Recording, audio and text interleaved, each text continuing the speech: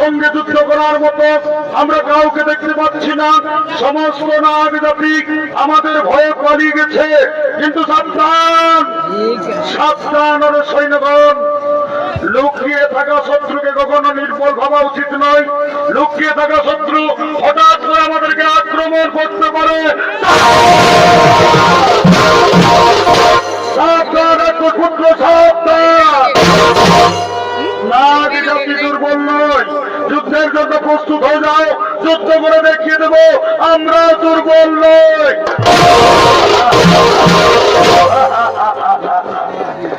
সুন্দরী, যদি নাগ জাতি এতই দুর্বল না হই, যদি নাগ জাতি এতই দুর্বল না হই, তাহলে নবকন্যাদের কেন যুদ্ধে পাঠিয়েছে রাক্ষস পুত্র? নাগ লোকে বিজয় পেতে হলে তোমাকে নবকন্যাদের সঙ্গে যুদ্ধ করতে হবে। তাই যুদ্ধের জন্য প্রস্তুত হয়ে যাও রাক্ষস পুত্র, যুদ্ধের জন্য প্রস্তুত হয়ে যাও। দাঁড়াও সুন্দরী, আমরা যুদ্ধের জন্য প্রস্তুত আছি, কিন্তু যুদ্ধের পূর্বে নাগ রাজ্যের সঙ্গে শান্তির উদ্দেশ্যে কিছু কথা বলতে চাই। রাক্ষস পুত্র, তাহলে তুমি বুঝতে পেরেছো, তাহলে তুমি বুঝতে পেরেছো তোমার পরাজয় সুনিশ্চিত। পৃথিবীতে এমন কোন শক্তি নেই যা মেঘনাথকে পরাজিত করবে। আমার পিতা এখানে আসার পূর্বে আমাকে বলেছিলেন, নাগরাজের কন্যা অপূর্ব সুন্দর, যদি যুদ্ধ ছেড়ে মৈত্রী সম্বন্ধ হয় তাহলে তুমি যুদ্ধ করো না।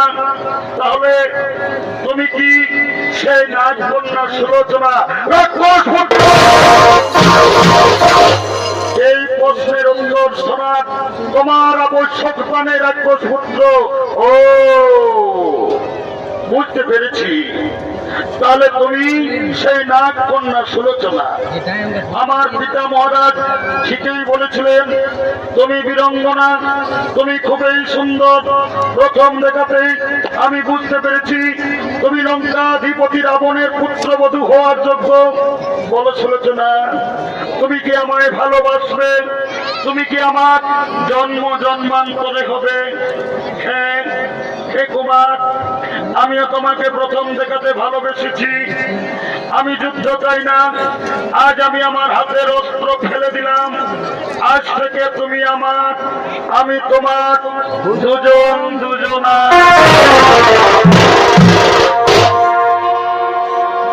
তোমায় আমি দিনে রাইতে,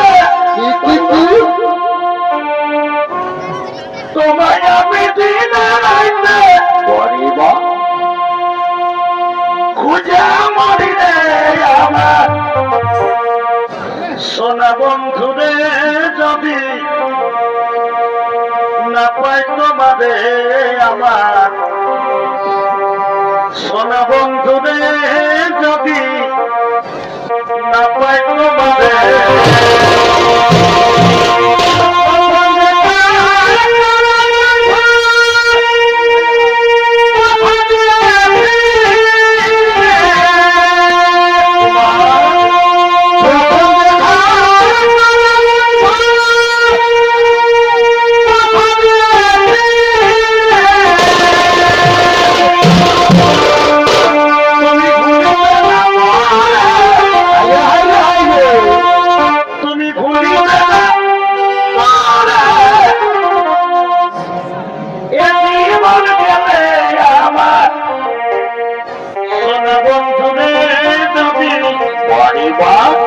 জীবনের পদে আমার সোনা বন্ধুরে, যদি না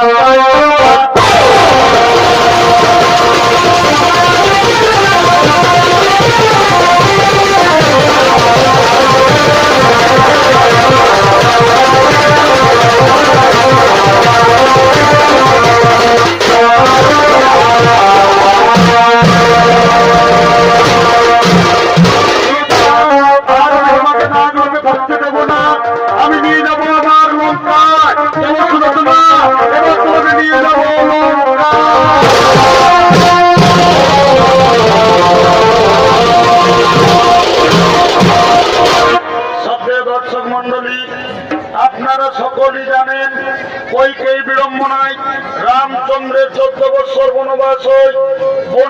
থাকাকালীন লঙ্কেশ্বর রাবণ যোগীর বেশে সীতা